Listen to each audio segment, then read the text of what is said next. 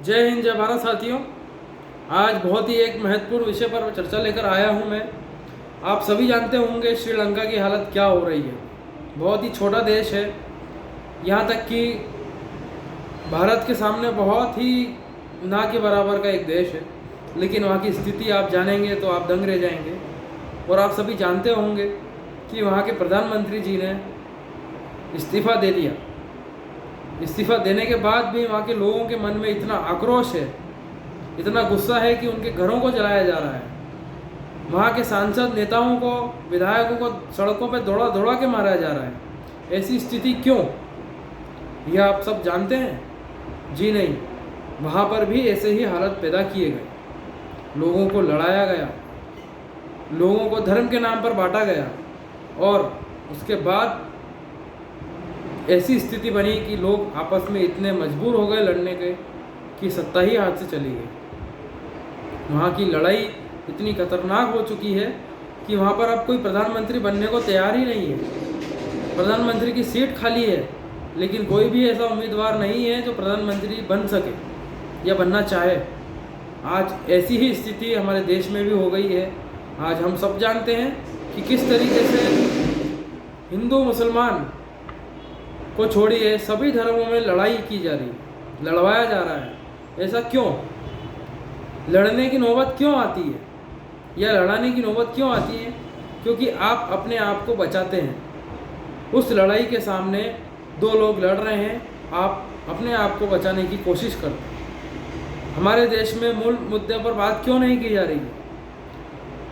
इतनी वैकेंसियाँ खाली हैं, लेकिन फिर भी हमारे देश के बेरोजगार इतनी गर्मी में 45 डिग्री की गर्मी में रोजगार कर नहीं रहे हैं, नौकरी नहीं कर रहे हैं, ढूंढ रहे हैं। ऐसी स्थिति है, लोग सड़कों पर घूम घूम कर नौकरियां ढूंढ रहे हैं। आपको पता है सरकारी खातों में कितनी वैकेंसियां खाली हैं? आज शिक्षक वर्ग, railway department, central government, state government के क्षेत्र में इतनी वैकेंसियां खाली हैं, वो क्यों नहीं भरी जा रही? क्या कारण है? चुनाव का इंतजार। 2024 का चुनाव आएगा, वैकेंसियाँ निकल जाएंगी और चुनाव लड़ लिया जाएगा, लोगों को वैकेंसियाँ दी जाएंगी। लेकिन उससे पहले के 3 साल आदमी क्या करे? किसान आत्महत्या कर रहे हैं, नए रोजगार के लिए ढूंढ रहे हैं, लोग रोजगार ढूंढ रहे हैं, नौजवान आत्महत्या कर रहे हैं। उस पर कौन बात करेगा?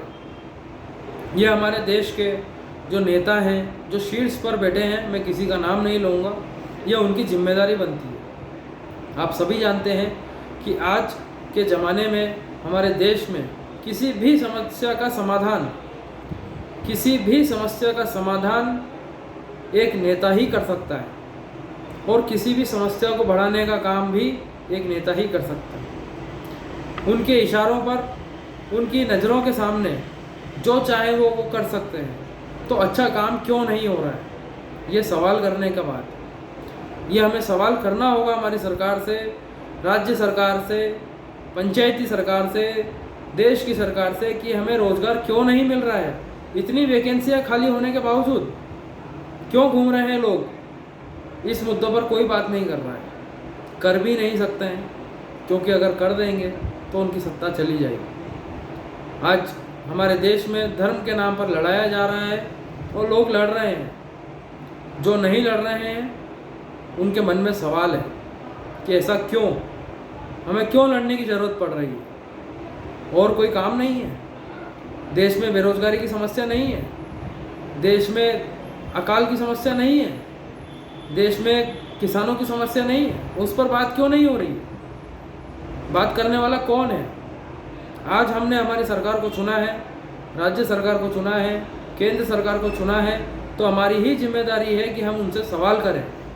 आज अगर सवाल नहीं करेंगे, कल को समस्या हमारी ही बढ़नी है। तो सभी देशवासियों से निवेदन है कि हमारी सरकार से सवाल करें कि रोज़गार क्यों नहीं? सिर्फ कॉरपोरेट क्लब ही रोज़गार कैसे पैदा कर सकते हैं? सिर्फ कॉरपोरेट से ही हमारी जीडीपी कैसे बढ़ सकती है? और भी लोग हैं, रोज़गार बढ़ेगा, रुपया डॉलर से ऊंचा जाएगा। हमारे देश के अंदर इतनी बेरोज़गारी है, इतनी समस्याएं हैं, उस पर बात क्यों नहीं हो रही?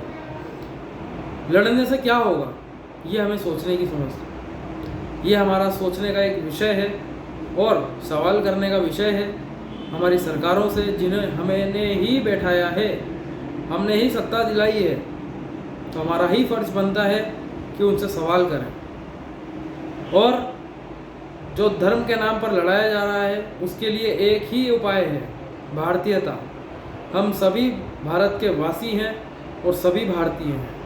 हमें देश के नाम पर एकजुट होने की ज़रूरत है, राष्ट्रभक्ति करने की ज़रूरत है। धर्म के नाम पर, जाति के नाम पर, क्षेत्र के नाम पर भेदभाव मिटाकर, सभी धर्मों को समान मानकर, हमारे देश का संविधान को सम्मान करते हुए अपने नाम के आगे भारतीय शब्द जोड़ने के लिए तत्पर होना चाहिए।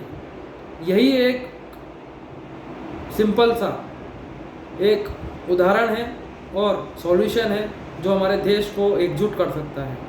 साथियों, आखिरी में बस इतना ही कहना चाहूँगा कि हम सब भारतीय हैं। जो भी व्यक्ति अपने आप को भारतीय मानता है वो देश के नाम पर कभी नहीं लड़ेगा, किसी भी धर्म के नाम पर नहीं लड़ेगा, ये उसकी पहचान है। जो लड़ते हैं उनको कल को मुंह छुपाना पड़ेगा। जी हाँ, वो कल मुंह छुपा के श्रीलंका जैसे नेताओं की तरह मुंह छुपा के घूमेंगे, भागेंगे, पीटेंगे। ये स्थिति हम नहीं चाहते हैं कि हमारे देश में भी आए।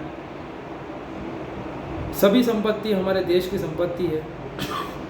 हम भी नहीं चाहेंगे कि देश की संपत्ति का नुकसान हो। सभी हमारे टैक्स के कारण सभी देश चलता है, तो हम उसका समर्थन नहीं करते हैं कि किसी का घर जलाया जाए, हमारे देश की संपत्ति को जलाया जाए।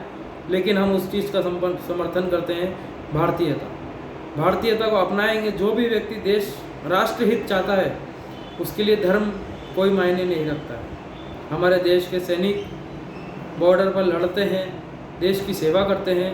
वो यह नहीं देखते कि किस धर्म के हैं, वो यह नहीं देखते कि किस के सामने हम लड़ने जा रहे हैं, सिर्फ देश की रक्षा करते हैं। आपके मन में देश की रक्षा, देश प्रेम, राष्ट्रभक्ति है तो धर्म के नाम पर लड़ना बहुत तुच्छ बात लगेगी। इसी के साथ मैं बस यही कहना चाहूँगा कि गर्व से कहो हम भारतीय हैं और भारतीयता ही हमारी पहचान है। इसी के साथ देश की जनता को यही संदेश देना चाहता हूँ और 2024 में सोच समझ कर कि कौन लड़वाना चाहता है और कौन देश की संपत्ति बचाना चाहता है, उस पर हम काम करें। जय हिंद, जय भारत।